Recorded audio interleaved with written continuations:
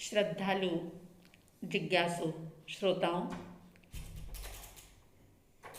पांचवें गणधर आर्य सुधर्मा स्वामी जी ने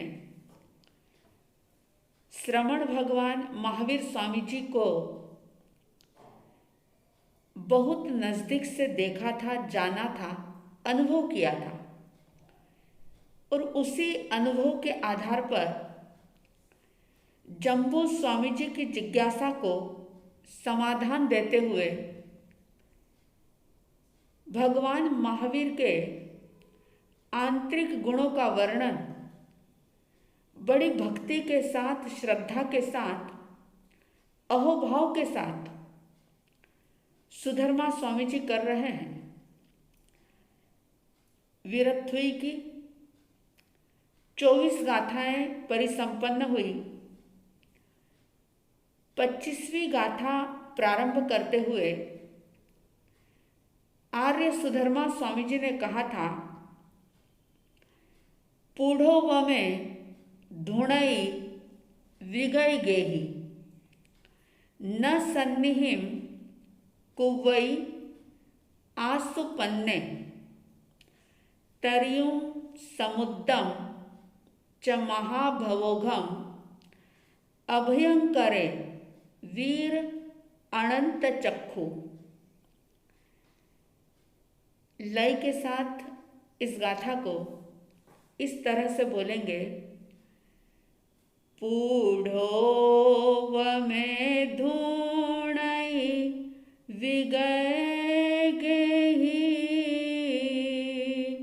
न सन्निहिं कुवैया सुपन्ने तरियों समुद्रं च महाभवोघम अभयंकरे वीर अनंत चक्षु। इस गाथा का आंतरिक लाभ मुक्ति को प्राप्त कर लेना है। संकल्पों से मुक्ति, विकल्पों से मुक्ति, कषायों से मुक्ति, कर्मों से मुक्ति, यानी पूर्ण रूप से आत्मा को विशुद्ध परिशुद्ध कर लेना, मुक्त अवस्था को प्राप्त कर लेना, इस गाथा का आंतरिक लाभ है। और इसका बाह्य लाभ आचार्य भगवंतों ने बताया कि वाणव्यंतर देवों के द्वारा किया गया उपद्रव, भूत प्रेत आदि की बाधाएं, कई बार आप सुनते हैं, देखते हैं, भूत प्रेत की जो बाधाएं होती है, जो उनका प्रकोप होता है, तो वो सारा प्रकोप, वो भूत प्रेत की बाधाएं, व्याधि इस गाथा का स्वाध्याय करने से, तन्मयता के साथ इसका पाठ करने से वो सब दूर हो जाते हैं। यानी भूत प्रेत की बाधा का निवारण करना, ये इसका बाह्य लाभ बताया गया है। आइए गाथा की बात करते हैं। गाथा का पहला शब्द जिसमें सुधर्मा स्वामी जी ने कहा, पूढ़ो वमे, भगवान महावीर स्वामी पूढ़ो वमे यानी पृथ्वी के समान थे, धरती के समान थे, अवनी और भूमि के समान थे। किसी के मन में ये बात आ सकती है कि कहाँ परमात्मा प्रभु महावीर और उनकी तुलना, उनको उपमित एक धरती के साथ कर दिया। लेकिन ये बहुत गहरी बात है, बहुत बड़ा राज है इस बात के अंदर। सुधर्मा स्वामी जी कह रहे हैं कि भगवान महावीर पृथ्वी के समान थे। जैसे धरती, पृथ्वी हर एक को धारण करती है, चाहे कोई सज्जन हो, चाहे दुर्जन हो, कोई उस पर फूल उगाए चाहे कांटे बिखेरे, चाहे उस धरती को कोई साफ करे, स्वच्छ करे या उस पर गंदगी का ढेर करे, सभी लोगों के प्रति पृथ्वी का एक जैसा भाव होता है। सज्जनों को भी उसने धारण किया है तो दुर्जनों को भी उसने धारण किया है।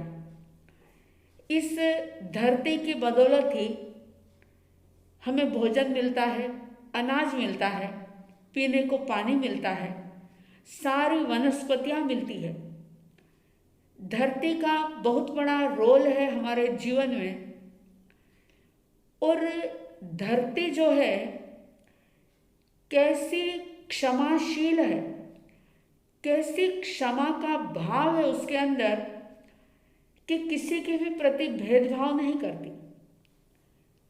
सज्जन हो चाहे दुर्जन हो, छोटी सी कीड़ी या कंथुआ हो चाहे विशाल काय हाथी हो, सिंह हो या अन्य कोई प्राणी हो, अमीर हो चाहे गरीब हो, महलों में रहने वाला हो चाहे झोपड़ी में रहने वाला हो, सबको समान रूप से धरती ने अपने ऊपर धारण किया है।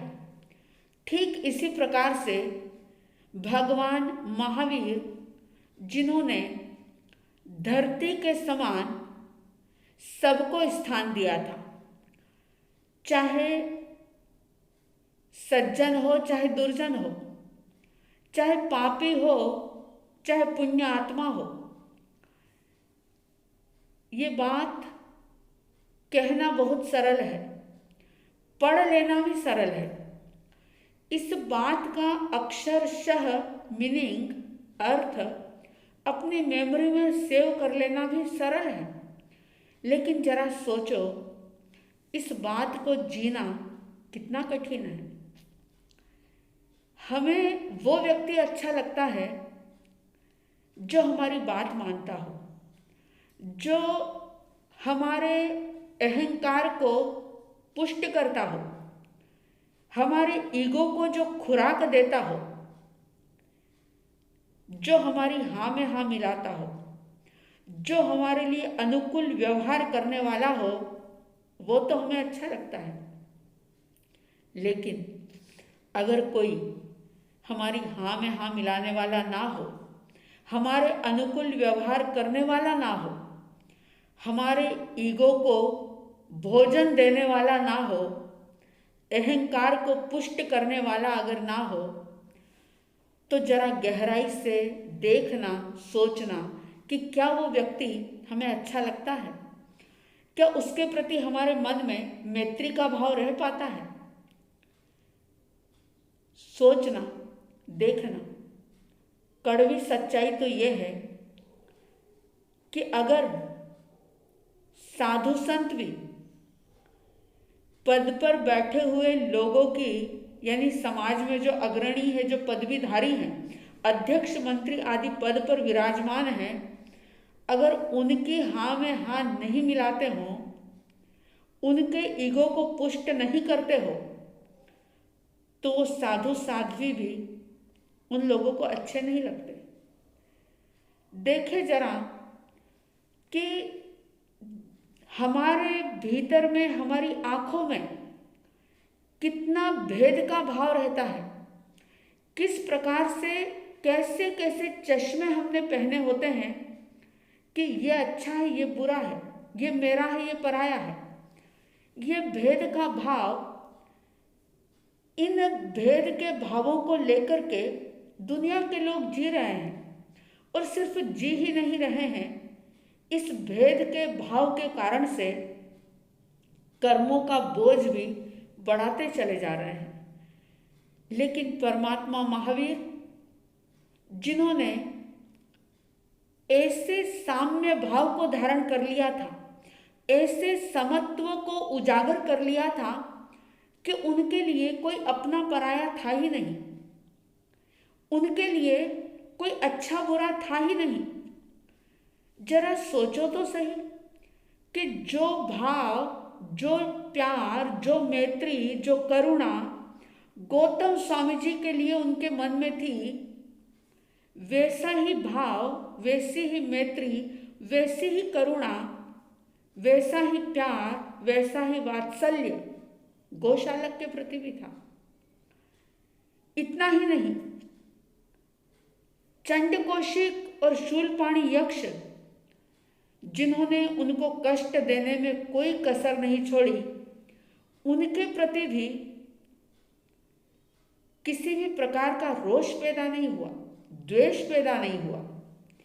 उन्होंने उस प्रतिकूल निमित्त को हटाने के लिए जरा सा भी कोई प्रयास नहीं किया। अगर जरा सी बैठने की सीट भी कंफर्ट ना हो तो व्यक्ति तुरंत उसे चेंज करता है कि नहीं, मैं इस पर बैठ नहीं सकता। कैसे जिया जाता है धर्म को, कैसे पाया जाता है मुक्त अवस्था को, कैसे मुक्त अवस्था के आनंद को प्राप्त किया जाता है, परमात्मा ने कह करके नहीं लेकिन जी करके बताया कि किसी भी चीज से बंधो मत, समता के भाव को पुष्ट करते रहो। जितना जितना भीतर में समभाव बढ़ेगा, साम्य भाव बढ़ेगा, समता की साधना जितनी परिपक्व होगी, उतना ही भेदभाव का चश्मा उतरता चला जाएगा। और जितना जितना भेदभाव का चश्मा उतरता चला जाएगा, उतना ही आनंद का, खुशी का, चैन का, सुकून का अनुभव होता चला जाएगा। भगवान महावीर, जिनके लिए सुधर्मा स्वामी जी कह रहे हैं पूढ़ों में पृथ्वी के समान हो गए थे, वो धरती के समान थे भगवान महावीर। बहुत बड़ी बात है ये, छोटी बात नहीं है। धरती की उपमा को पाना साधारण बात नहीं है, बहुत गहरा राज है इसके अंदर। और वो राज ये है कि चाहे हजारों लाखों मंत्र का जाप कर लो, चाहे जीवन में बड़े बड़े तप कर लो, भोजन का त्याग कर दो, सिर्फ भोजन का ही नहीं, घर परिवार का त्याग करके साधु वेश को, श्रमण वेश को स्वीकार कर लो, केश का लोच कर लो, केश का मुंडन करवा लो। लेकिन अगर समता नहीं आई, समभाव पुष्ट नहीं हुआ, भेदभाव के चश्मे अगर नहीं उतरे, तो साधना का कोई बहुत ज्यादा महत्व नहीं है। परमात्मा से पूछा गया कि श्रमण किसको कहा जाए, श्वेत वस्त्रधारी, भगवा वस्त्रधारी या निर्वस्त्र, किसको श्रमण कहा जाए? तो परमात्मा ने कहा समयाय समणो होय। श्रमण साधु या साध्वी, साधक कोई वेश से नहीं होता और वेश का त्याग करने से भी नहीं होता। किससे कोई साधक बनता है? तो प्रभु ने कह दिया समयाय समणो होय। उत्तराध्ययन सूत्र में 25वें अध्ययन के अंदर प्रभु ये बात कहते हैं कि समयाय समणो होय।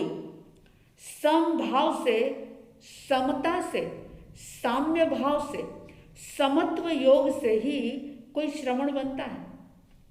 चाहे फिर वह श्वेत वस्त्र पहने, चाहे भगवा वस्त्र पहने, चाहे गृहस्थ के वस्त्र पहने, चाहे निर्वस्त्र रहे, कोई फर्क नहीं है। ये देखना होगा कि उसके अंदर में, भीतर में समभाव, समभाव का मतलब होता है बिल्कुल तटस्थ भाव, साक्षी भाव, सिर्फ जानना और देखना, कोई अच्छे और बुरे का कोई प्रतिकार नहीं, कोई विरोध नहीं, कोई पाने की चाहत नहीं।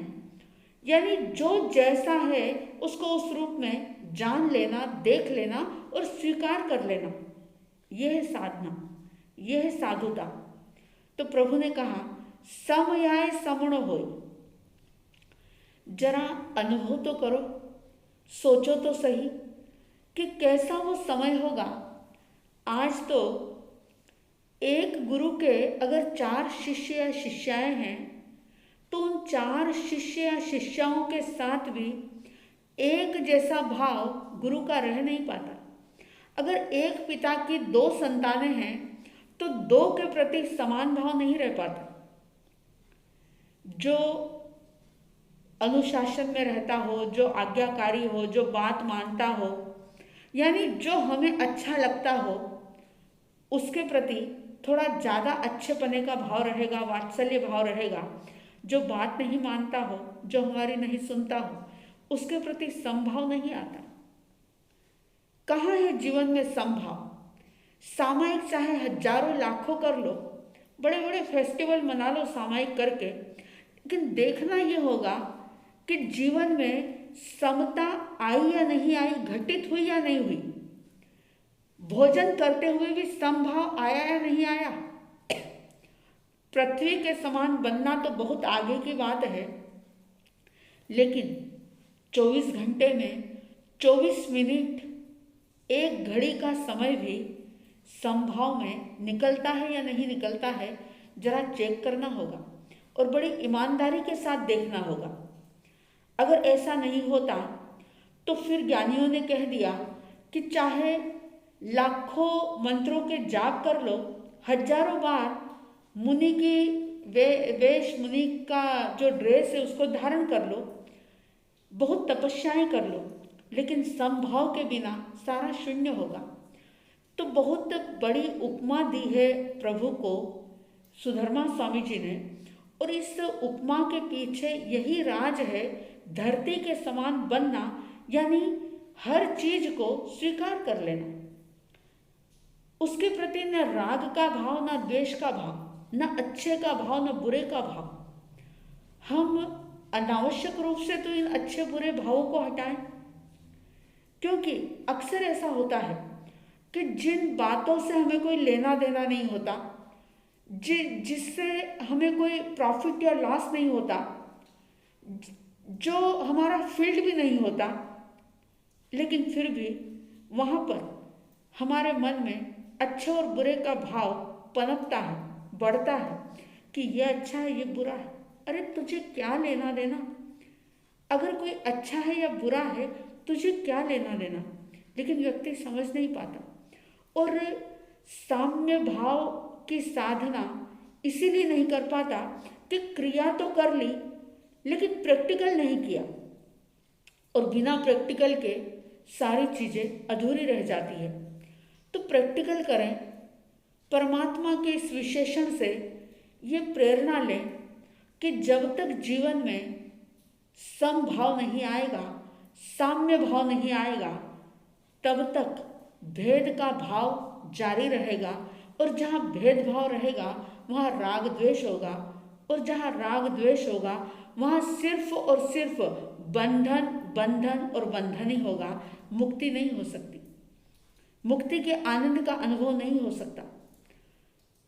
तो परमात्मा के इस विशेषण को बहुत गहराई से समझने की कोशिश करें कि पृथ्वी के समान थे भगवान महावीर, जिन्होंने सबको धारण किया था, सबके प्रति मैत्री का भाव था, सबके प्रति करुणा का निर्झर बह रहा था।